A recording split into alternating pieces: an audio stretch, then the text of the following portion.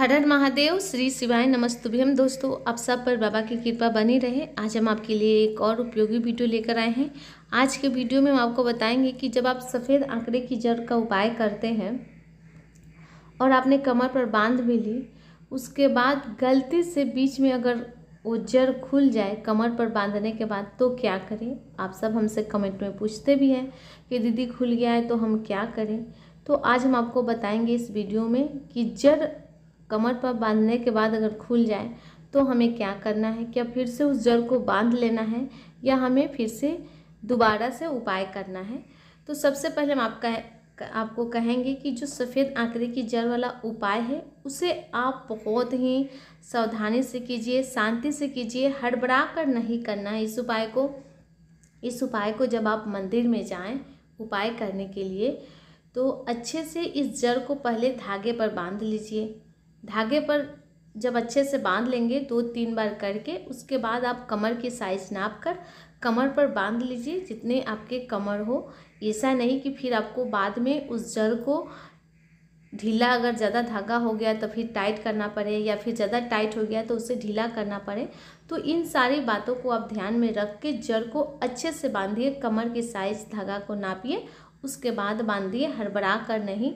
क्योंकि ये सफ़ेद आंकड़े की जड़ वाला उपाय जो है ये बहुत ही अचूक उपाय है संतान प्राप्ति के लिए, अगर आप नियम के साथ कर लेते हैं तो चलिए यहाँ पे हम थोड़ा सा आपको घर पे ही करके दिखा रहे हैं। ये मान लेते हैं जड़, ये ऐसा नहीं है कि सफ़ेद आंकड़े की ये जड़ है, लेकिन ये है जड़।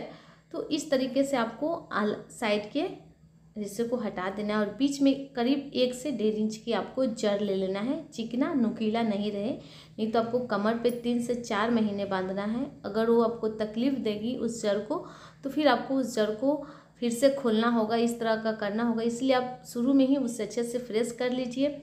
और शिव मंदिर में जाएं तो जड़ को आप घुमाएं तो कभी भी दाहिने साइड से घुमाएं। जैसे कि आप यहाँ पे बैठे हैं तो कई बार होता है उल्टे घुमाने लगते हैं, बाएं से, इस तरह नहीं।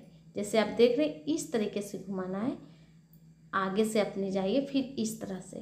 तो घुमाने का भी एक तरीका होता है जैसे कि हम आपको दिखा रहे हैं। तो इस तरीके से आप अपना नाम, पति का नाम बोलकर, गोत्र बोलकर 21 बार तुमरुगा जी का नाम स्मरण करके इस जड़ को शिवलिंग पर से घुमा लिए। आप घुमाने के बाद इस जड़ को आप मंदिर में ही धागे से इसे बांध लीजिए। आपके पास जो हम ऐसा धागा दिखा रहे हैं ये धागा हो तो ठीक है, नहीं तो आप कलावा होता है जिसे आप लोग रक्षा सूत्र कहते हैं, हाथ में बांधते हैं, वो भी धागा रहेगा लाल कलर का तो चलेगा।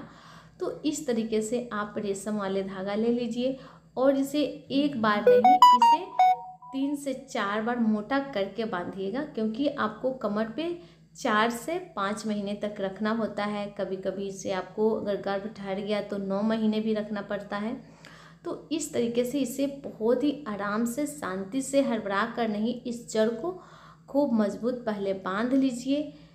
पति पत्नी दोनों है साथ में तो फिर क्या चीज़ का टेंशन है। दोनों आदमी अच्छे से मिलकर इस जड़ को बांध लीजिए। कमर की साइज नाप लीजिए, जितनी आपकी कमर हो उतने धागे को 4 से 5 बार मोटा करके आप अपने कमर पर बांध लीजिए, ताकि ये बीच में जड़ खुले नहीं। अपने तरफ से कोई कमी नहीं करे कि ये जड़ बीच में खुले। अगर मान लेते हैं कमर पर आपने बहुत ही सावधानी से बांधी, धागे भी बांधा, उसके बाद गलती से ये जड़ खुल गया, गलती से, क्योंकि गलती मनुष्य ही करता है, तो ये गलती से खुल गया, तो इस जड़ को आपको क्या करना है कि लगले उसी समय आपको इस जड़ को कमर पे बांध लेना है।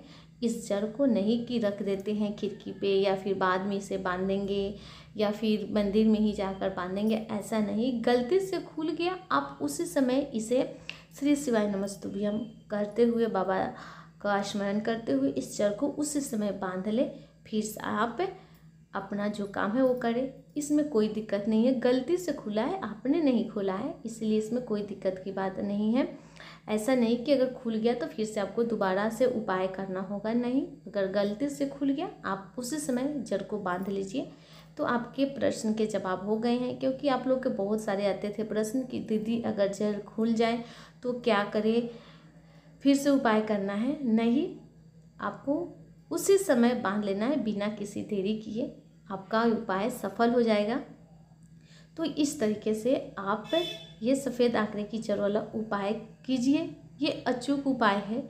यहाँ पे आपको 2 गलतियाँ बता देते हैं कि आप कौन सी बड़ी गलती करते हैं। जब आप सफ़ेद आंकड़े की जड़ ले आने जाते हैं तो कोशिश कीजिएगा कि वो छोटा सा पौधा नहीं हो, पौधे में से जड़ आपको नहीं लेना है। कभी भी आपकी साइज के हो पेड़ या पौधा, या फिर आपके साइज के बड़ा हो, उसमें से जड़ आपको लेना है। जड़ मतलब उसकी सूंड लेना है। जड़ मतलब ये नहीं कि तना से थोड़ा सा नीचे का भाग मोटा है उसे ले लिए, नहीं, उसकी जड़ जो सूंड हो उसमें वैसा आपको जड़ लेना है। उस जड़ को आपको घर पर लेकर आना है। घर से आप फिर मंदिर में जाइए, पति पत्नी दोनों साथ में इस जड़ को लेकर, और ये फिर आप उपाय कीजिए। तो इस तरह से आप सफ़ेद आंकड़े की जड़ वाला उपाय कीजिए, और ये जड़ आपको पति पत्नी साथ में जाकर लाना है। किसी भी व्यक्ति से नहीं मंगवाना है, अन्य किसी भी व्यक्ति से नहीं मंगवाना है। घर में भी और कोई सदस्य उनसे भी नहीं मंगवाना है, या फिर आदमी जन हो, पड़ोस हो, इन सब से किसी से नहीं मंगवाना है। आप पति पत्नी दोनों जाइए, प्रेम से बाबा से विनती कीजिए, नमन करिए और इस जड़ को ले आइए। फिर आप इस जड़ को कमर पे बांधिए। पीरियड के 7वें दिन ही जड़ ले आना है, और इस उपाय को पीरियड के 7वें दिन ही करना है। तो इस तरह से ये बहुत ही आसान सा उपाय है। संतान प्राप्ति के लिए आप इस उपाय को जरूर कीजिए। अगर आपको इस उपाय से जुड़े अगर मन में किसी भी प्रकार के प्रश्न हैं तो आप हमसे कमेंट में पूछ सकते हैं। चैनल पर पहली बार आए हैं तो चैनल को जरूर सब्सक्राइब करिएगा। वीडियो अच्छी लगती हो तो लाइक बटन दबाइएगा। कमेंट में हर हर महादेव या श्री शिवाय नमस्तुभ्यम जरूर टाइप कीजिएगा। सफ़ेद आंकड़े की जड़ वाला उपाय का बहुत सारा वीडियो चैनल पर बनाकर पहले ही डाले हुए हैं, आप वहां पे देख सकते हैं। फिर मिलते हैं, तब तक के लिए आप सबको श्री शिवाय नमस्तुभ्यम।